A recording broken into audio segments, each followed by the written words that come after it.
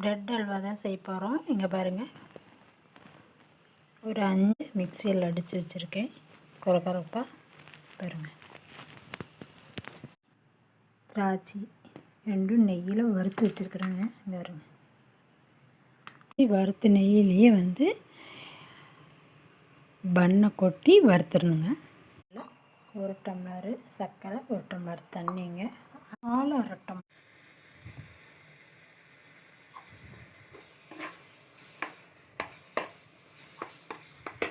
இங்கே பாருங்க, ஃபேனில் ஒட்டாத அப்படி எப்படி வந்து அப்புறம் வந்துருக்கு இல்லை, சாப்பிட்டு பார்க்கலாங்க எப்படி இருக்குங்க.